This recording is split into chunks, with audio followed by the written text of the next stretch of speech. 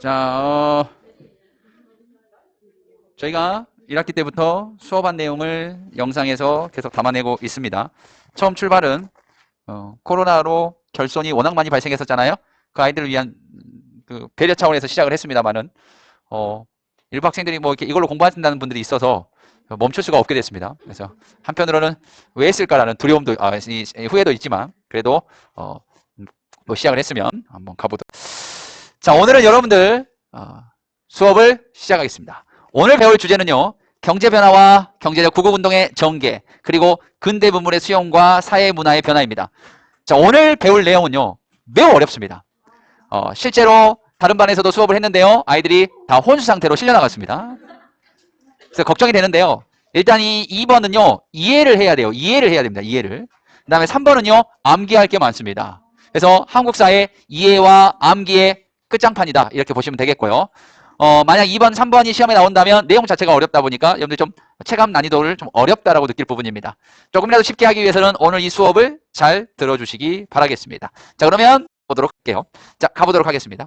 자, 이거는 제가 그냥 임의로 갈게요. 시간상. 왜냐면 2번, 3번 다 하려면 좀 내용이 많더라고요. 자, 임오군란 이후 엄청 길죠. 조청, 상민, 수령무역장정이 체결되었습니다. 자, 그 다음 메가타의 주도로 실시된 화폐 정리 사업은요, 기존에 사용하던 국내 화폐를 일본 제일은행권으로 바꾸도록 한 것이다. 자, 넘어갑니다. 자, 이제 상권 수호 운동을 좀 보도록 할게요. 먼저 배경은요, 1882년 여기 있네.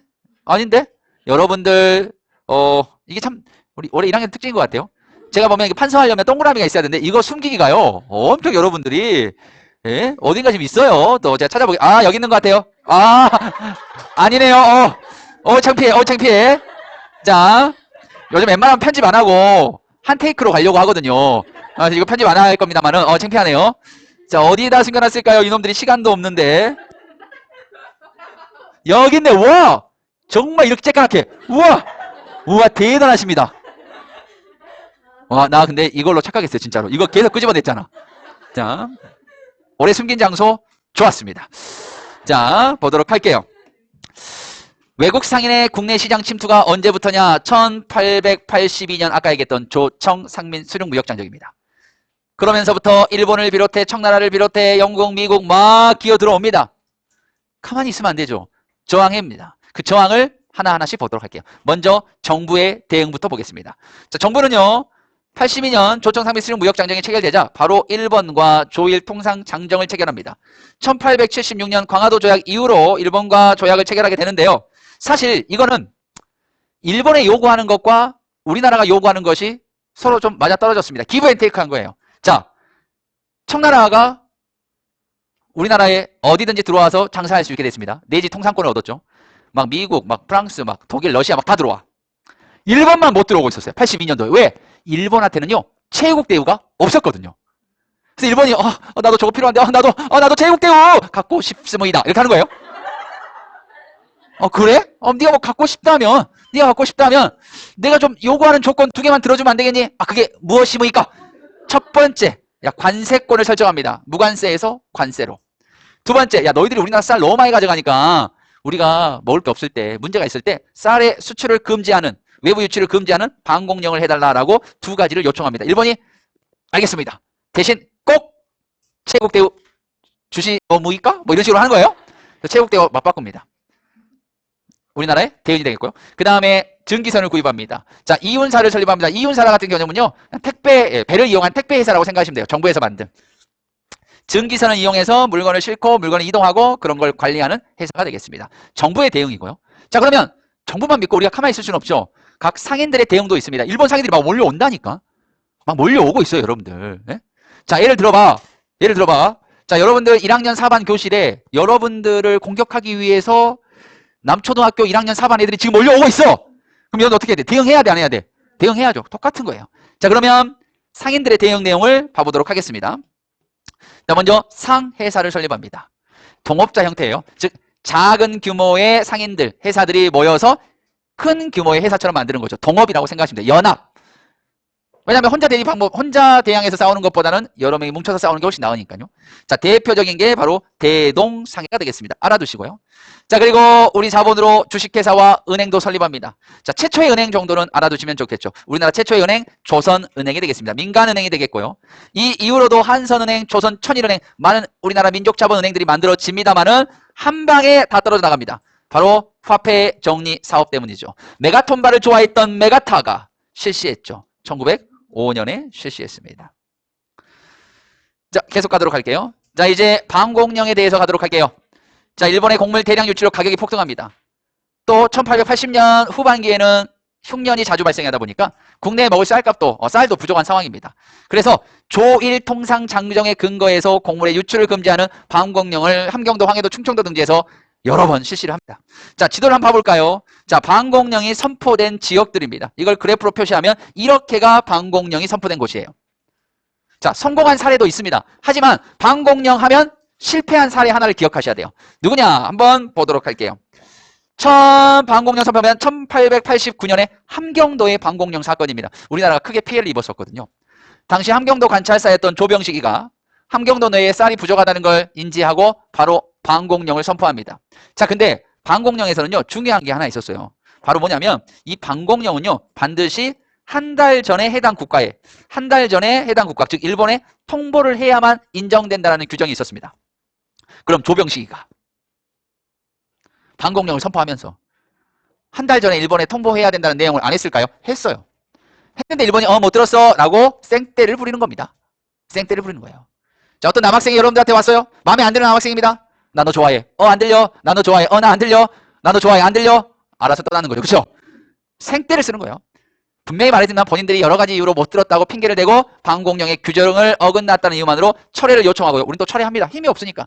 자, 그로 인해 일본이 피해를 봤다 해서 우리가 배상금까지 지불하는 사건이 방공령 사건이 되겠습니다. 어처구니가 없습니다. 힘이 없기 때문에 이런 일들도 일어나는 거죠.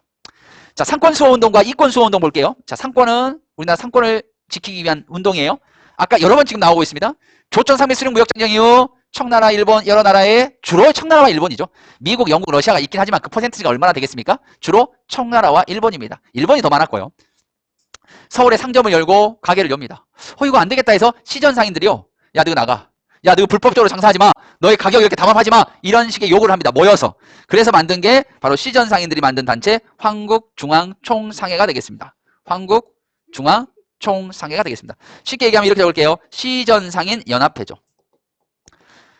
자, 시전상인들이 가장 생존의 위협을 많이 느꼈죠. 왜냐하면 시전상인들이 서울에서 한성에서 장사하는 사람들이었거든요. 그러다 보니까 이들이 가장 타격이 컸습니다.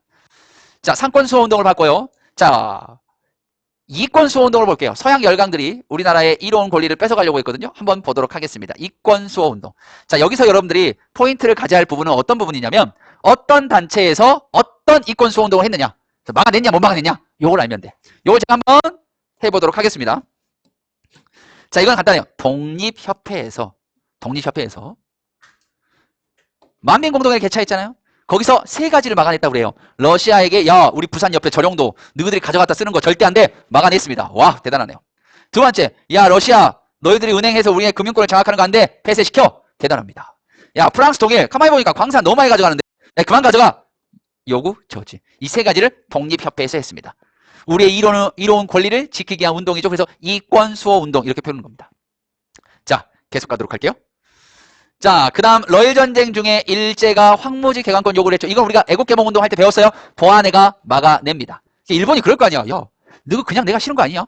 야, 쓰지도 않는 땅 내가 갖다 쓰면 좀 어때? 그랬더니 우리 정부에서 아니야. 이제 우리도 황무지를 개간할 거야. 황무지 개간해서 농토로 쓸 그런 기관을 만들 거야 해서 농광회사를 설립합니다. 정부에서 만든 황무지를 관리하는 회사라고 생각하시면 되겠습니다. 우리나라가 딱 농광회사까지 딱 세우니까 일본은 더 이상 말 못해. 야, 너희 안 쓸 거잖아 해서 쓰네? 하고 더 이상 말할 명분을 없애버렸던 거죠. 자, 이제 국채보상운동 가겠습니다. 상당히 중요한 부분이고요. 상당히 중요한 부분이지만 은근히 쉬워요. 잠깐만. 지우개로 갈까요? 자, 조금 어렵습니다만 국채보상운동 말이 어렵지 엄청 쉬운 거야. 그대로 풀어볼까? 국채, 나라 빚, 보상, 갚자. 그 운동이야. 자, 누가? 서상돈이라는 분이 어디에서? 대구에서 어떤 조직으로? 국채보상기성회로 그러면 성공했냐 실패했냐? 조선 통감부의 방해로 실패하게 됩니다. 자, 볼까요? 을사늑약 이후 일본의 차관이 크게 증가하고요. 그러다 보니까 대구에서 서상돈이 국민의 성금으로 국채를 갚고 국권을 지키려는 운동이 되겠습니다. 국채보상운동? 국민의 성금으로 국채를 갚자는 운동이 되겠습니다. 자, 한번 가볼게요. 누가 했느냐? 누가 했느냐? 서상돈이라는 사람이 했습니다. 서상돈이. 어디에서? 대구에서 만든 조직은 뭐냐? 국채보상기성회가 되겠습니다. 자, 그러면 성금이나 기금을 받아야 될 거 아니에요? 그럼 성금과 기금을 받으려면 홍보를 해야 됩니다. 어디에서? 대한매일신보에서.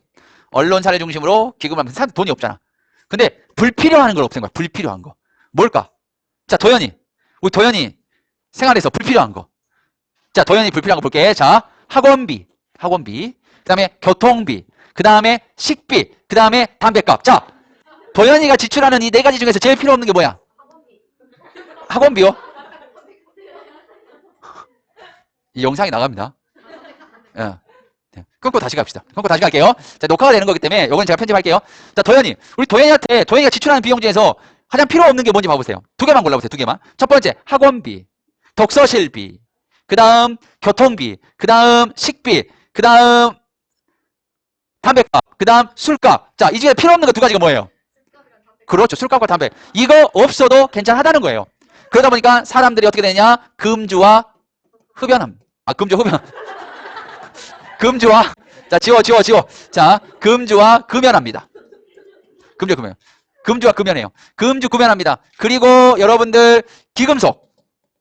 여자들 같은 경우는 금가락지, 은가락지, 막 이런 것들 다 갖다 팔고, 모금이 상당히 이루어집니다. 일본의 입장에서, 이거 잘하네? 이러다가 국채 다 갚는 거 아니야? 해서 결국 통감부가요, 이거는 일제히 저항하는 운동으로 간주하고, 당시 양기탁을 구속시켜버립니다. 그래서 운동이 중단되게 됩니다. 정말 국제보상운동 정말 좋은 운동이 되겠다. 기억을 좀 해주시고요. 자, 계속 가도록 하겠습니다. 자, 한국중앙총상회에서 외국인들의 상행위를 반대하는 사료가 되겠습니다. 자, 시험 공부하실 때 꼭 한번 읽어봐 주시고요. 두 번째는 국채보상운동이 되겠습니다. 대한매일신보의 기사로 나왔던 내용인데요. 우리가 국채보상운동을 하는 이유가 될 것입니다. 자, 만일 나라에서 갚지 못한다면 그때는 이미 삼천리 강토는 내 나라 내 민족의 소유가 될 것이다. 일본의 국채를 갚지 못하면 나라를 빼앗길 거라는 생각을 한 거고, 실제 국채를 못 갚았죠. 그것 때문만은 아니지만 결국 3년 후에 나라를 빼앗기게 되어버립니다. 자, 계속 갈게요. 자, 넘어갑니다. 자, 이제 우리가 근대 문물의 수용과 사회 문화의 변화를 보도록 하겠습니다. 자, 이 부분은 아까도 제가 얘기했다시피 여기는 좀 암기가 많습니다. 방금 전거는 어떤 분들은 제가 이렇게 얘기하면 선생님 뭐가 이해고 뭐가 암기고 그냥 다 암기해요 이러는 거거든요. 근데 살짝 이해가 필요한 부분도 있어요, 앞에 거는. 근데 여기는 진짜 그냥 암기예요. 제 수업을 통해서 뭐가 중요한 거 뭐가 덜 중요한지를 좀 파악하는 그런 시간이라고 보시면 돼요. 자, 이제 가보도록 하겠습니다. 자, 근대 문물의 수용과 사회 문화의 변화 부분이 되겠습니다. 자, 정치적으로 경제적으로 우리가 일제의 열강의 침략을 당하긴 했지만, 문화적인 면에서는 또 서양의 문물, 또 새로운 신문물이 들어오면서 우리 사회에 많은 변화를 가져옵니다. 그 변화들을 말씀해 드리도록 하겠습니다. 자, 먼저 지난 시간에 만민공동회 개최 러시아의 저령도조차 요구를 거부한 독립협회, 국민의 성금으로 나랏빚을 갖자라는 국채보상운동이 있겠습니다. 자, 계속 갈게요. 자, 근대교육입니다. 개항 이후에 신지식이 들어오면서 이 부모들 사이에서도 내 자식만은 좀 더 교육을 시켜야겠다, 이런 생각들을 하게 됩니다. 자, 그러다 보니까 우리나라 최초의 학교입니다. 최초의 학교는 사립학교였습니다.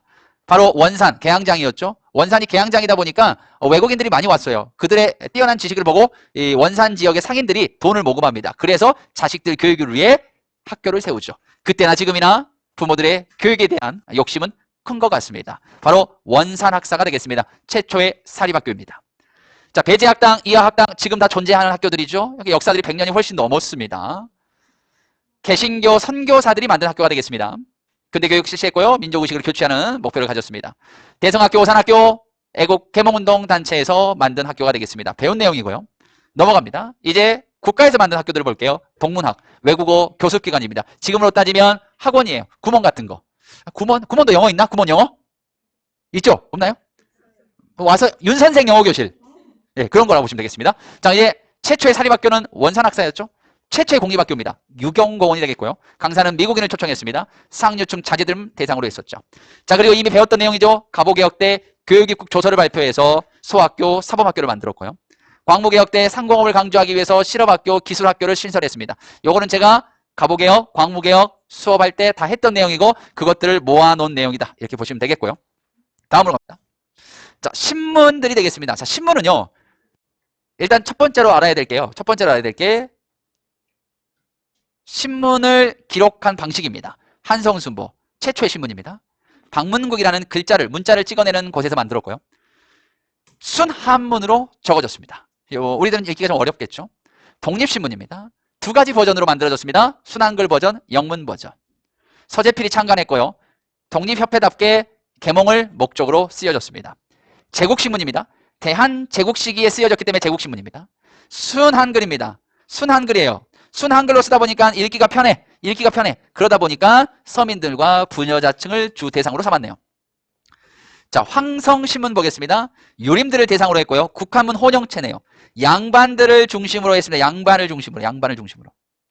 여기 보면 장지연 선생님께서 을사늑약을 비판하시는 글을 썼죠. 시일야 방성대곡 나 오늘 목 놓아 대놓고 울어보겠다. 이런 내용이 되겠습니다. 지금 아마 이 방송으로 보신 분들은 방금 깜짝 놀랐을 거예요. 저의 이 소리에. 다시 한번 놀랬겠네요. 자, 그리고 마지막 드디어 나왔네요. 대한매일신보가 되겠습니다. 자, 대한매일신보는요. 사장이 영국인입니다. 그러다 보니까 일제의 간섭을 최대한 덜 받았고요. 그러다 보니까 대한매일신보에 독자가 많았습니다. 그래서 순한글로도 간행하고요. 영문도 간행하고요. 국화문 혼영도 간행 세 가지 버전으로 신문을 발행했습니다. 배대는 사실 이제 영국인이다 보니까 사장의 역할이고 실제 운영은 양기탁과 같은 애국지사들이 운영을 했거든요. 그러다 보니까 국제보상운동이라든지 또 독립운동의 호의적인 기사라든지 이런 것들을 쓸 수 있었습니다. 그래서 우리가 대한매일신보는 수많은 신문들 중에서 가장 항일 신문이었다. 이렇게 기억을 해 주셔야 되겠습니다. 자, 아까도 말씀드렸다시피 전부 다 여러분들이 좀 싫어하는 말이지만 암기를 하셔야 되는 부분들인 것 같습니다. 자, 계속 갈게요. 자, 이제 종교로 갈게요. 자, 천주교는요, 근대교육 발전했고요. 서양 의술을 보급합니다. 그래서 카톨릭 대학교에 보면 의대가 되게 많습니다. 뭐 대구 카톨릭 대라든지 아니면 그냥 카톨릭 대 보면 의대가 있죠, 위에가가. 자, 양성평등의식. 사실 조선이나 대한제국 시기에 양성평등의 개념은 거의 없어요. 근데 천주교에서 남성과 여성의 동등한 권리를 주장했었고요. 자, 천도교는요, 여러분들, 천도교는 뭐냐면요, 여러분, 동학입니다, 동학. 동학이 천도교로 이름을 바꿨고요. 교육 문학 사업을 주로 했었습니다. 자, 대종교는 나철이 만들었는데요. 얘는 누굴 믿냐? 당군을 믿습니다. 또 대종교는요, 주로 무장 독립전쟁에 큰 역할을 했는데요. 대표적인 분이 김자진 장군이 되겠습니다. 김자진 장군이 이끌었던 중강단이라든지 아니면 북로 군정사라든지 이 독립군들 안에 대종교인들이 상당히 많았다고 합니다. 자, 이제 남아있는 건 유교와 불교를 볼게요. 자, 유교는요, 보통 양반들을 대상으로 했잖아요. 하지만 박은식 선생님한테 오면서부터 양반 중심에서 벗어나 백성 중심으로 점점 변화하고요. 불교는 한영훈 선생님입니다. 님의 침묵으로 잘 알고 계시는 분이죠. 자주성을 강조했으며 불교가 약간 미신적인 부분들을 벗어나기 위해서 노력하셨던 분이 되겠습니다. 박은식 선생님은 한영훈 선생님은 우리 민족 대표 33인 중에 한 분에 해당하시겠습니다. 자, 이제 근대의식의 확산입니다. 이거는 그냥 그대로 보시면 될 것 같아요. 뭐 갑신정변 때 신분제도 폐지와 인민평등권 주장했었고요. 동학농민운동 때 노비제도 폐지 주장했었고요. 갑오개혁 때는 완전 신분제 폐지됐었고요. 자, 독립협회는 천부인권, 우리의 인간의 권리는 하늘로부터 나온다는 천부인권, 양성평등, 국민주권론 이 세 가지를 제시함으로써 정말 인권, 민권에 관심이 많았던 단체가 되겠습니다. 자, 애국개몽운동은 많은 민중들이 참여하는 계기가 되었던 단체들이 되겠습니다. 자, 이 부분은 그냥 가볍게 한번 읽어봐 주시면 될 것 같습니다. 자, 이제 국학 연구로 가도록 할게요. 자, 국학은요, 무엇을 국학이라고 하냐면, 국학은 국어와 국사를 국학이라고 이야기를 합니다. 이 국학을 배우는 이유는 뭘까요? 당연히 애국심을 고취하는 거죠. 그리고 일본이 우리 쳐들어오려 하니까 여기서 벗어나야 된다. 이걸 주장하는 겁니다. 자, 박은식, 신채호, 대표적인 이 시대의 역사학자가 되겠고요. 이분들은 민족의식과 국민 계몽을 위해 역사를 쓰셨습니다. 주로 썼던 게 두 가지입니다. 구국위인전, 이순신전이라든지 을지문덕전이라든지 우리나라의 위기를 구하신 영웅들의 이야기를 썼습니다. 바랬던 거죠. 지금 우리나라가 위기입니다. 이순신, 을지문덕과 같은 사람들이 다시 나와주면 고맙겠습니다. 그런 의미예요. 또 왜곡의 흥망사를 많이 번역해서 썼습니다. 이렇게 하면 망한다. 저렇게 하면 안 망한다. 알리고 싶었던 거죠. 자, 국어는요, 원래 한문만 쓰다가 갑오개혁 이후부터 모든 정부 문서에 한글과 학문을 병행해서 썼습니다. 그리고 대표적인 국어학자 있죠? 주시경 박사님. 주식현 박사님과 함께 정부는 국문연구소를 설립해서 한글의 발전을 강조합니다. 이거는 이제 국어 분야에서는 사실 수능에요. 이 부분 잘 나오진 않아요. 왜냐하면 수능에 워낙 유명한 사건이 있거든요. 1940년대 조선어학회 사건이라고 역사에 있어서 국어 분야에 무조건 중요한 사건입니다. 그게 워낙 중요하다 보니까 이런 부분은 수능에서는 잘 출제되지는 않고 있습니다. 자, 의생활 갈까요? 양복, 양반과 평민을 구별한 옷차림이 없어지고요. 서양식 연애 일어납니다. 커피, 또 서양식 건축물, 또 야구, 축구, 테니스 이런 것들도 이루어지네요. 교과서 보시면요. 몇 개 사진들이 좀 있어요. 여기 보시면 여기 교과서 보시면 서울 교회, 그 다음에 뭐 자전거 팔고 있는 모습, 그다음에 모자, 안경, 곤방대 팔고 있는 모습, 그 다음에 전차 뭐 이런 모습도 나오죠. 자, 그러면서 이제 우리나라에도 전기라는 개념이 들어오기 시작합니다. 자, 전기라는 개념 볼게요. 자, 갑니다. 자, 근대 시설입니다. 일단 우리가 개화파에 대한 내용을 보더라도 동도 서기론적 인식이 확대됩니다. 뭐냐? 동양의 정신은 그대로 두더라도 요거 서양의 기술은 우리가 받아들여야겠다는 사상이 만연해지는 거죠. 그러면서 유학생 파견하고 외국인 기술자 초빙합니다. 통신과 전기 분야 이때 많이 만들어져요. 1880년대 후반에. 전신선 만들어서 통신하고요. 우편 사무도 다시 실시하고요. 전기, 전차, 한성 전기회사 설립합니다. 이거 누가 하냐면요. 미국과 합작합니다. 이 미국인이 누군지 아세요? 에디슨입니다. 에디슨. 에디슨이 이 당시 살았던 사람이에요. 우리가 고종이 살았던 그 시대 미국에서는 에디슨이 살고 있었습니다. 발전소 건설하고 전등 설치하고 전차도 부설합니다. 계속 갈게요. 이제 기차로 갈까요? 기차는 우리가 이미 했습니다. 전부 일본이 수탈의 대상으로 삼았죠. 자, 기타 볼까요? 무기를 제조합니다. 기기창 애우세요. 기기창 무기 만드는 거. 방문국 글자를 찍어내는 곳 인쇄소죠. 광해원 제중원이라고도 합니다. 병원이 되겠습니다. 자, 이러한 근대 시설들은 우리 생활에 편리함을 줬지만 서양의 기술에 의해서만 의존했고요. 또 약탈의 도구로, 철도 같은 경우는 약탈의 도구로 사용했다는 한계점도 가지고 있습니다. 자, 러일 전쟁 중에 일제의 침략수단인 철도를 파괴하다 잡힌 사람들이 처형되고 있는 장면이 보여주고 있습니다. 철도 건설에 대해서 우리나라 사람들은 부정적이었다는 거죠. 자, 근대 시설 볼까요? 아리랑곡에 정거장 짓고 전기차 오기를 기다린다. 문전의 옥토는 어찌되고 쪽박 신세가 웬 말인가. 밭은 헐려서 신장도 되고 집은 헐려서 정거장 됐네. 보세요. 신문물을 도입하면서 백성들의 삶이 파괴되고 있는 부분을 보여주고 있습니다. 자, 이제 더 나은 삶을 찾아 해외로 떠난 사람들이 되겠습니다. 1880년대 후반부터 1900년 초반까지 많은 분들이 국외로 떠납니다. 근데 이분들이 도망간 게 아니에요. 국외로 떠나서요. 황무지 다 개간하면서 다 돈벌이 합니다. 그 돈 차곡차곡 모아가지고요. 독립군 자금으로 씁니다. 다 독립운동 하신 분들이에요. 다 훌륭하신 분들입니다. 그런 내용들이 나와 있습니다. 한번 읽어보시면 될 것 같습니다. 자, 이제 뭐 여기까지 해서 오늘 수업은 마무리를 하겠습니다. 이제 여러분들 다음 시간에요. 일제시대에 들어갑니다. 일제시대. 다음 시간에. 일제시대 다음 시간부터 신나게 한번 해보도록 하겠습니다. 고생하셨습니다.